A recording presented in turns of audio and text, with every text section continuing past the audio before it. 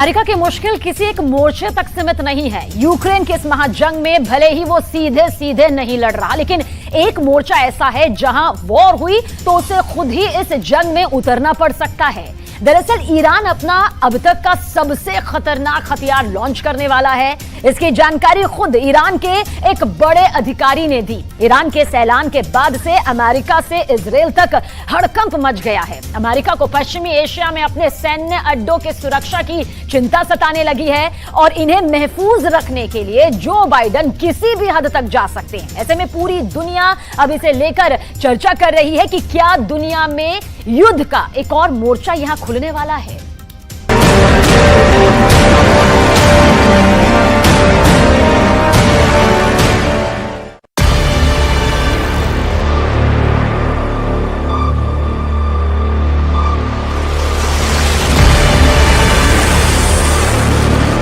Iran अपना अब तक का सबसे खतरनाक हथियार लॉन्च करने वाला है।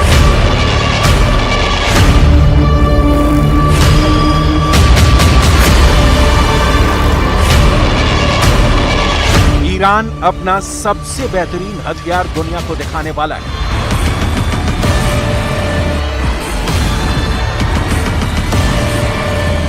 इसकी जानकारी खुद ईरान के बहुत बड़े अधिकारी ने दी है।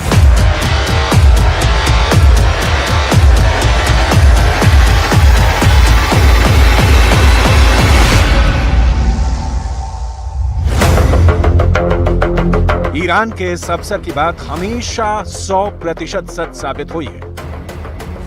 ईरान के इस बड़े अधिकारी का दावा कभी खोखला साबित नहीं हुआ और यही वजह है कि इस अधिकारी के दावे के बाद से इजराइल से लेकर अमेरिका तक हड़कंप मचा है। ईरान के दावे से अमेरिका डरा हुआ है। उसे खाड़ी में अपने अड्डों पर खतरा नजर आ रहा है। ईरान के दावे से इजराइल डरा हुआ है। उसे लग रहा है कि इस बार ईरान कोई ऐसी मिसाइल दिखाएगा जो पूरे इजराइल को भस्म कर देगी। ईरान के दावे से अमेरिका के नेटो वाले दोस्त भी दहशत में हैं। ऐसा क्यों कहा जा रहा है, इसकी तह तक जाएंगे तो ईरान के बहुत ही खतरनाक मंसूबों का पता चलेगा। ईरान के जिस अधिकारी ने नए हथियार का जिक्र किया है, उसके दावे की सबसे ज्यादा चर्चा ब्रिटेन में हो रही है। पश्चिमी देशों की सेनाएं इस सवाल का जवाब जानना चाहती है। क्या ईरान हवाई टारगेट को तबाह करने वाला हथियार लॉन्च करने वाला है? क्या ईरान जमीन से लॉन्च करने वाला हथियार दुनिया को दिखाने वाला है? ये मिसाइल है या फिर कोई ड्रोन? क्या ईरान समंदर में दुश्मन पर अटैक करने वाला नया हथियार दिखाकर अपनी धाक बढ़ाना चाहता है? सवाल बहुत से हैं और जवाब सिर्फ ईरान के पास है।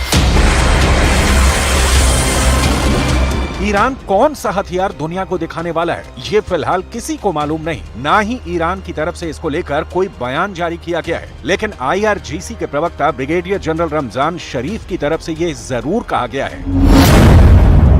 ईरान लगातार अपनी सैन्य क्षमता को बढ़ा रहा है। समुद्री सुरक्षा के लिहाज से ईरान जल्द ही दुनिया को अपना नया और सबसे बेहतरीन स्ट्रेटेजिक सिस्टम दिखाने वाला है। ईरान के लोग इसी साल ही इस आधुनिक सिस्टम को देख पाएंगे।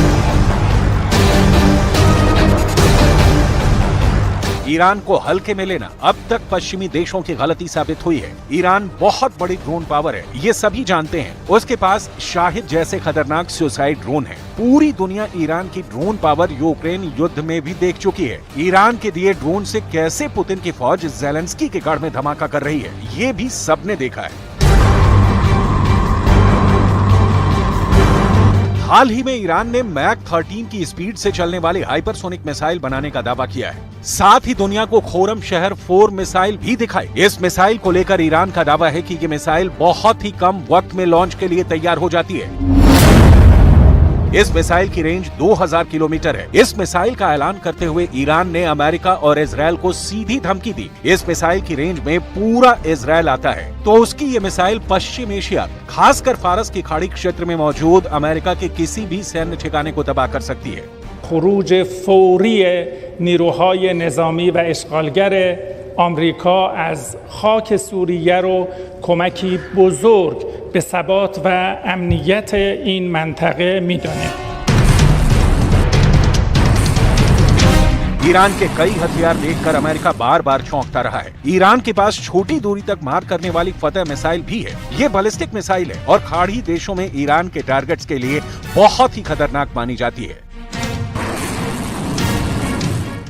ईरान जानता है कि उसकी दुश्मनी इजराइल और अमेरिका जैसे बहुत ही शक्तिशाली देशों से है। एक तरफ अमेरिका है जिसकी सेना दुनिया में सबसे ज्यादा ताकतवर है, तो दूसरी तरफ इजराइल है जिसकी सेना आधुनिक हथियारों से लैस है। ऐसे में इन दोनों देशों से टक्कर लेने के लिए उसे अपनी सेना की ताकत को लगातार बढ़ाते रहना होगा। फिलहाल ईरान की सैन्य ताकत की बात करें तो उसके पास 5.25 लाख की आर्मी है, उसके पास करीब 500 फाइटर जेट हैं, ईरान के पास करीब 400 छोटे बड़े पानी के जहाज और फास्ट बोट हैं, ईरान के पास 3700 टैंक हैं।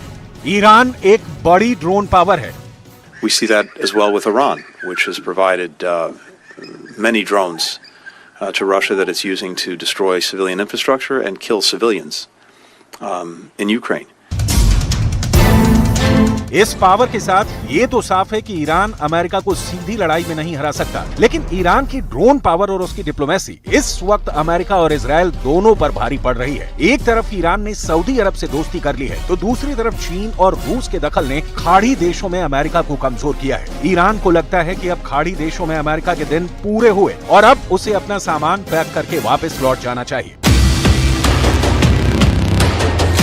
लेकिन अमेरिका वापस लौटने की जगह ईरान के पास अपने खतरनाक लड़ाकू विमान तैनात कर रहा है। स्ट्रेट ऑफ हॉर्मुज में अमेरिका ने अपने F-35 और F-16 जैसे फाइटर जेट को तैनात कर दिया है। सबसे बेहतरीन डेस्ट्रॉयर USS थॉमस हडनर को मिडिल ईस्ट में तैनाती का आदेश व्हाइट हाउस से जारी हो चुका है और यही ताजा तनाव की बड़ी वजह भी बन गई है, क्योंकि ईरान किसी भी कीमत पर अपने आसपास अमेरिका की दखल अंदाजी नहीं चाहता। इसलिए अक्सर वो इस इलाके में अमेरिका के फाइटर जेट और शिप को निशाना बनाता रहता है।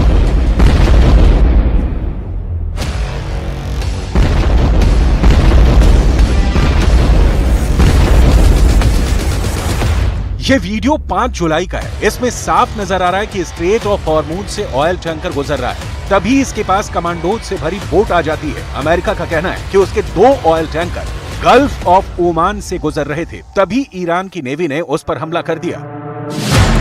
अमेरिका का कहना है कि पिछले 2 सालों में ईरान ने अमेरिका के कम से कम 5 कॉमर्शियल शिप को सीज किया, जबकि कई को परेशान किया गया। आपके लिए इस वक्त ये जानना भी जरूरी है कि आखिर दुनिया के नक्शे पर ये कौन सी जगह है जहां से दुनिया के करीब 20% समुद्री ऑयल टैंकर गुजरते हैं। स्ट्रेट ऑफ हॉर्मुज ये एक ऐसा बेहद छोटा रास्ता है जहां से आधी दुनिया का तेल व्यापार होता है। कई देशों के लिए तेल इसी हिस्से से होकर ट्रांसपोर्ट किया जाता है। साथ ही दूसरे कई तरह के व्यापार भी इस रास्ते से होते हैं। स्ट्रेट ऑफ हॉर्मुज संयुक्त अरब अमीरात और ईरान के बीच एक संकरा समुद्री रास्ता है, जिसे युद्ध के हालात में ईरान कब्जा करके बंद कर सकता है। यही अमेरिका का सबसे बड़ा डर है। 160 किलोमीटर लंबे स्ट्रेट ऑफ हॉर्मुज का रास्ता फारस की खाड़ी को ओमान की खाड़ी और अरब सागर से जोड़ता है। इस रास्ते की एक जगह चौड़ाई तो महज 39 किलोमीटर रह जाती है, जहां से दोनों ओर से आते जाते जहाज गुजरते हैं।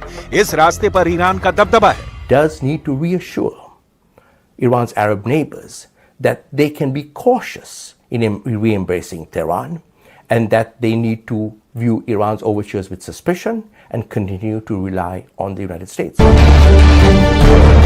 स्ट्रेट ऑफ हॉर्मुज में ईरान अमेरिका और उसके साथी देशों के कमर्शियल शिप ही नहीं बल्कि उसकी महाबली नौसेना को भी अक्सर परेशान करता है। दोनों के बीच बहुत दादागिरी देखने को मिलती है। ईरान अमेरिका की नौसेना को यहाँ अपने लिए खतरा मानता है। यही वजह है कि अपने जहाजों को सुरक्षित पैसेज देने के लिए अमेरिका अपना सबसे खतरनाक लड़ाकू विमानों को यहाँ तैनात करने का फैसला किया। तो वहीं अमेरिका से टक्कर लेने के लिए और दुनिया के नक्शे पर अपनी धाक जमाने के लिए ईरान लगातार अपने हथियार गोदाम को बढ़ा रहा है।